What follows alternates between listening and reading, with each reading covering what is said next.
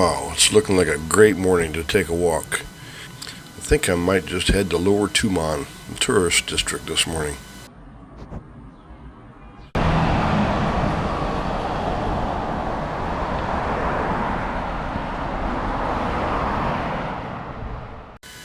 Well, it begins today, the Iowa caucus.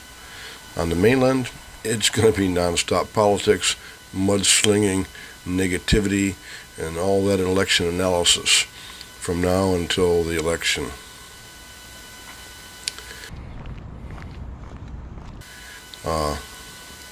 And I was listening to Dan Bongino the other day, and he's basically saying there will be a coup coming to America if Trump wins.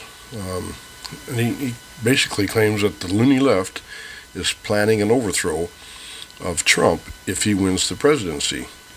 I don't know, the left is saying there's already fears that Trump, if elected, will use the military in dictatorial ways if he returns to the White House. I think it's just a bunch of MSN nonsense, but in any case, thinking about it, most Americans were never made aware of the Transition Integrity Project, which was an election response crisis sort of thing. It was created out of concern for violence when Trump got elected in 2020. I'm pretty sure the risk for that is even more significant today, and if you listen to Dan Bongino, it's surely going to happen. But personally, I get tired of all that news and the mainstream media, which covered almost nothing of the insurrection at the White House over the weekend. Yeah, did you hear about that? Yeah. An insurrection by leftists who want to Jews. Did you hear anything about it? Nope, because IMHO, they weren't wearing MAGA hats. They did actually try to break through the gates at the White House, so where is the FBI? Are they hanging up wanted posters? I don't think so. There was some property damage, and they did try to break through the gates. I think they were a pro-Palestinian group, but nonetheless, they were mostly Democrats. But nobody was arrested, not that I know of. Well, back to all that nonsense. We got tired of all that crap more than 10 years ago, and we moved away from it all. We settled in the Philippines, and unfortunately, we didn't have many choices for English programming. So CNN and Fox kept the annoying stuff coming. We just had to learn to live with it or tune out. And we tried to tune out, and it's just tough to do. One thing nice about being here in Guam, Guamanians cannot vote for the presidency. And, some complain about that, but, that may be a good thing because that way we're just only restricted to the local political drama. And that's more than plenty of drama for almost anybody who came here to live and, live here and enjoy life. There may be still a few safe havens in the world from all the political divide and nonsense, at least the in-your-face stuff, where one can enjoy life with all the negative BS. And Southeast Asia and some of the Pacific Islands might just be that place. It is for me anyway. I can hit the beach like on a day like today and just all that nonsense just melts away. It just doesn't affect me as much as it used to. I suppose I could turn this video into some sort of conservative podcast, but I won't. I'd rather stay tuned out, and while it's easier to do that while living in Guam, it helps when you can cancel the cable. So we did just that. Now for us it's just Netflix and Amazon Prime for our entertainment, and we use the internet for our news sources. Select news sources, of course. On the local front, here in Guam, the big concern is getting island tourism going again. According to some of the info that I gleaned from the Guam Visitors Bureau recently, the tourism numbers are only at about 39% of where they were pre-pandemic. And that's not good. The Korean numbers have slowly been increasing, and certainly now that it's winter up north, Guam is looking pretty good to Koreans. There was a Korean tourist murdered a couple weeks ago, and it took them several days to actually catch these suspects, and they've got them locked up now. One of the suspects actually committed suicide, and the driver, I guess they accosted these Koreans. They were walking back to their hotel from an evening show, and they pulled up and armed robbery with a gun.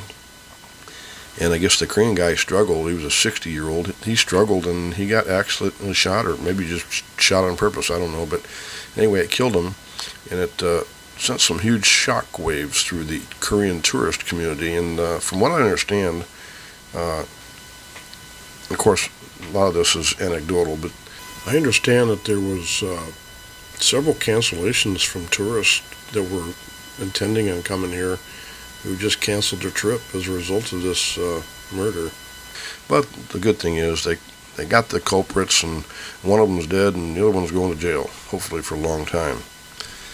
The Japanese, on the other hand, have been slow to show up in numbers here, and I think basically it's because the yen exchange rate is it's not good for the Japanese right now.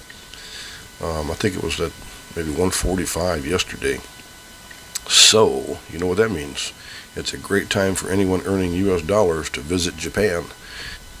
I posted a blog article about our upcoming trip to Japan just a few days ago. I discussed the where, the why, and when it was going to happen. I do post stuff regularly that only our members can see. And if you want to enjoy some of the real-time updates and more, you can have access to all of it by becoming a Patreon member and supporter of this channel. Just click on the Patreon link in the description and you'll get all the information you need about becoming a Patreon member. It'd be a long time since I've been to Japan, 30-some years, almost 40 years I guess, but yeah, and I know it's cold, but it's not nearly as cold as it is today on the U.S. mainland. When it snows in Houston, Texas, you know winter has arrived, and it's been cold across the plains and the Midwest, and you know, it was near zero where I grew up, just 100 miles south of Chicago. I won't even discuss the wind chills. It all reminds me of when I first arrived in Guam in 1974, and my first winter here I was just beside myself. I can remember standing on this very beach in January in shorts and no shirt, pair of flip-flops, while my good friends back home were shoveling snow. And the irony of it all, over 40 years later, I'm still standing on this same beach, and some folks back home, they're still shoveling snow.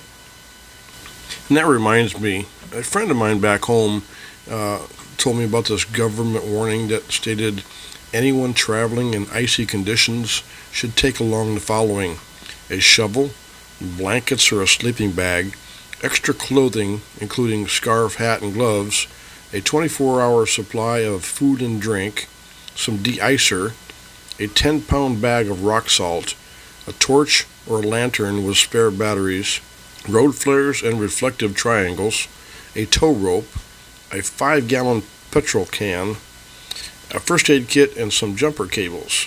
He then went on to say that he felt like a complete doof on the way to work on the bus yesterday.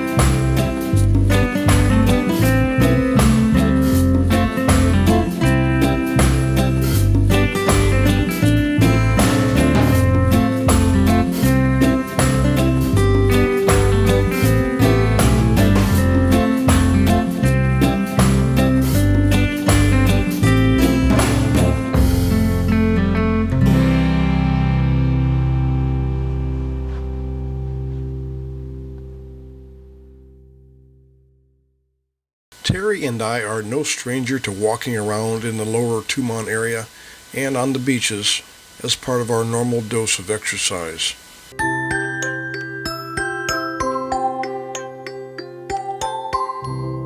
One of the places we have not visited since before the pandemic is Underwater World, which I'm not even sure if it's still open or operated as such.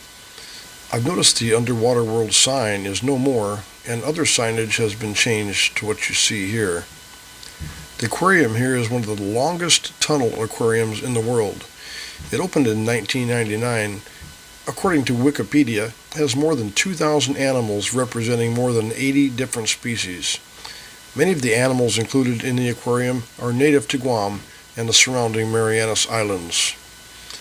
We'll just have to put this on the future schedule of things to check out, so make sure you subscribe so you don't miss out on that video.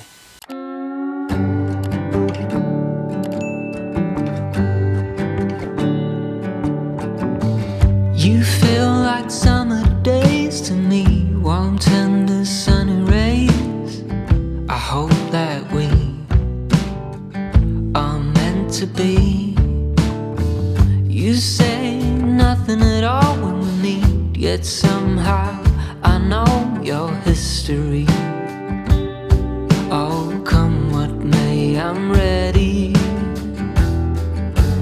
Picture frames, lavender and pain, they all live here within this romance. I get the chance to stop the run and be the lucky one.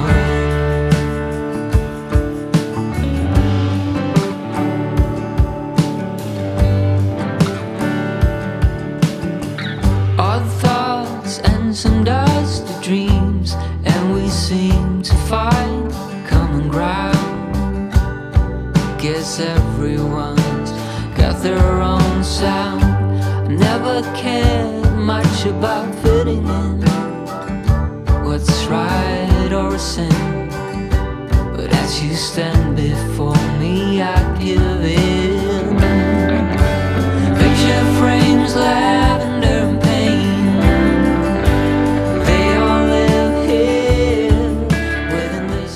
Thank you so much for watching this video. We do hope you enjoyed it.